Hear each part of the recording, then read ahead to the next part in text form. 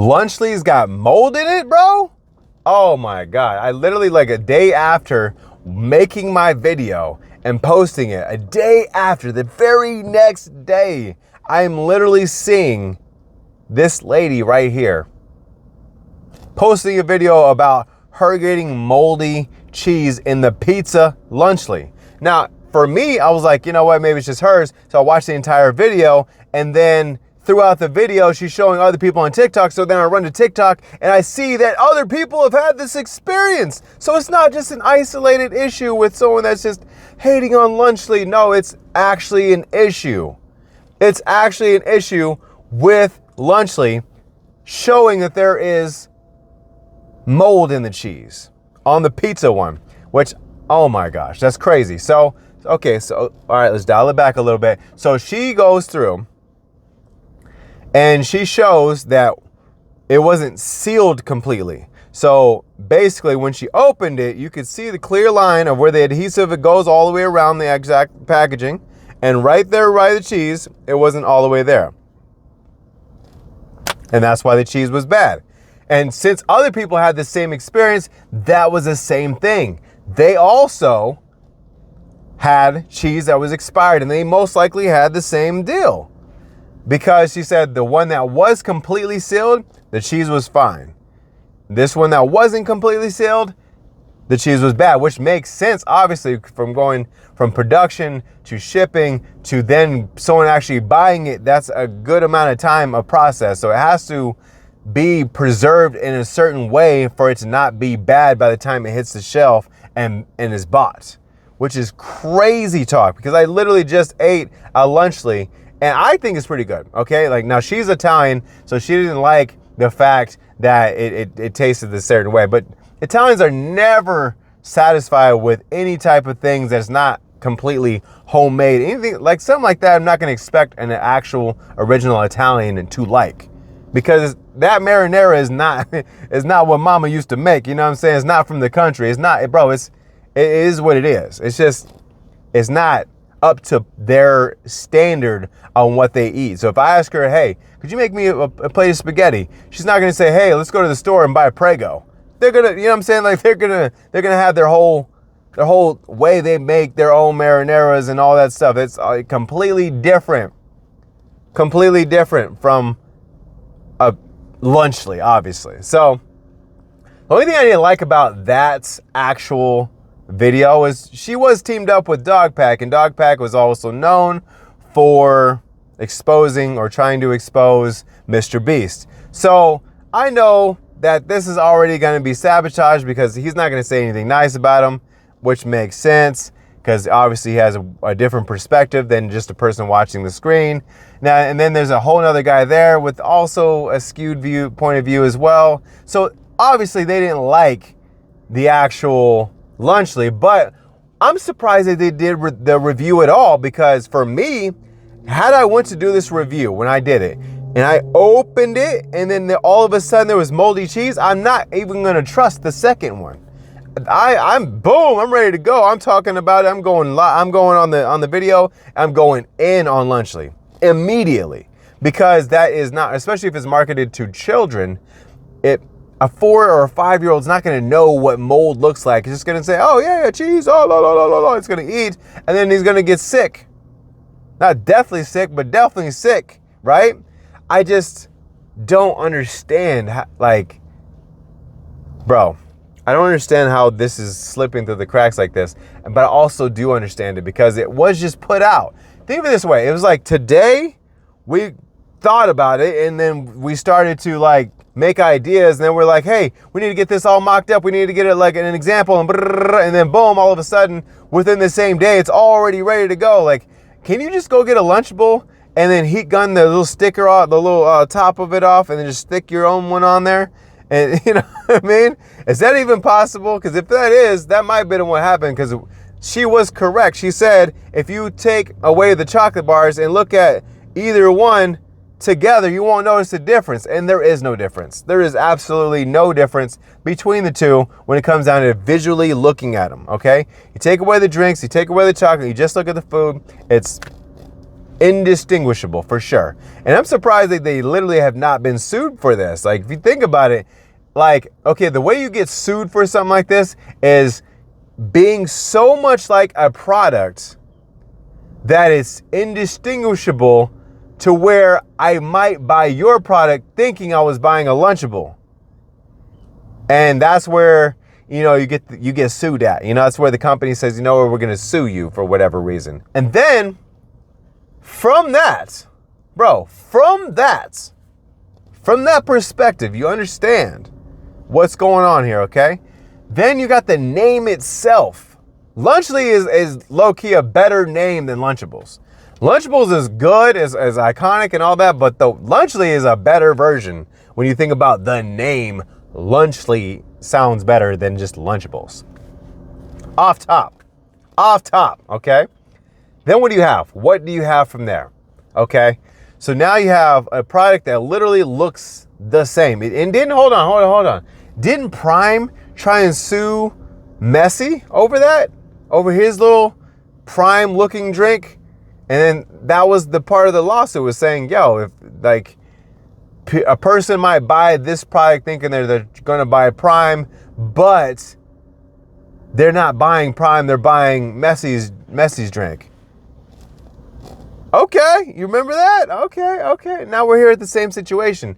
I think maybe Lunchables doesn't want to get into a court thing. I don't even know if they're even profitable at this point. Like, there's so many Lunchables that are just sitting there forever. Like, every time I go shopping for somebody and someone orders anything like lunch meat's always close to the Lunchables. And I look, and it's always fully stocked, nothing sold out. Lunchables for days. So I don't understand how they're profitable. I don't think they are profitable. And why are we going for such a product like that? Why would we go for a kid's lunch meal when it goes down to that? Like, you know what I'm saying? Like, I don't even know any kids that even eat Lunchables like that. Are there kids that eating Lunchables? Like, they will go to school and say, oh, and the other kids like, oh my God, you got Lunchables. Oh, can I get one? Like, is that still going on? I don't know. I have no idea. I just think it's an odd flex for you to want to go off and do that. For what reason? Why would you? I don't know. I just feel like it's a weird competition move. And maybe because they were like, well, we want to be able to compete with something directly that really has no competition. What has no competition? Lunchables. I'm like, and true that. I don't see anything else besides like a store-bought brand versus them that even has anything close to it.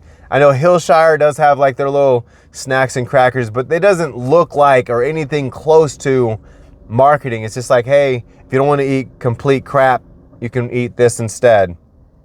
That's basically why Hillshire exists with their little snack things, and Private Selection has a version of theirs, and so on and so on. But I don't feel like they're in direct competition with a Lunchables. I feel like Hillshire and Private Selection are in competition with their little snack things, but not Lunchables. So I feel like that's probably why they decided to pick it, and it would have been easy to bring them together. Like, well, what can we do? We have your chocolate, we have your Prime. How can we move those two together and put them in the middle? And someone way back in the back of the room was like, hey, you could make a Lunchable. He's like, what was that? You could make a lunch. Did you say Lunchly? Okay, yeah, that's a good name. Lunchly it is. Boom. And made it, copy and pasted it, bang, bang, bang, boom. And here's Lunchly that exists in the world and is now at Kroger, Fry's, many different places. And so I think it's pretty cool that they're able to just make something happen. I just feel like quality control would say, maybe you should dial this all the way in first. Like, Prime didn't just come out undialed. They got their self a good bottling company, good look, good everything, boom. And there you go. Prime was born, and Prime is everywhere now. Now, the first year was better than all the other years for sure, because Prime is got a lot of bad stereotypes with it. People really don't like Logan Paul, me included. You know what I mean? Like, my first video I'd ever seen with Logan Paul in it was the first time that they ever tried to cancel him. Yes, you already know what video I'm talking about. So that was the first time, my introduction to Logan Paul, period. And then here and there, as I'd kind of seen him throughout, and I just was like, you know what? I don't know, I've never met the guy, so I'd have to maybe meet him. Maybe that would be better for us to, for me to like him like that. But I don't know, man. Like, I just something about him, bro. There's something about him that I just dislike at times, And that could be my own thing. I don't know. But sometimes I'm right about these things because there's a lot of people that are starting to come out saying that they don't like him and yada, yada, yada. And he kind of capitalizes off this by producing rage bait type content sometimes. And it is what it is.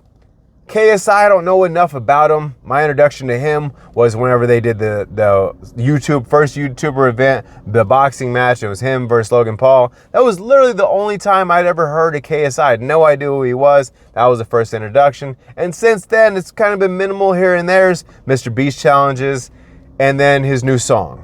So I don't really know him at all. And I can't really say up or down on whether I like him or not. Just, he exists, And Mr. Beast, obviously, I am a fan of Mr. Beast.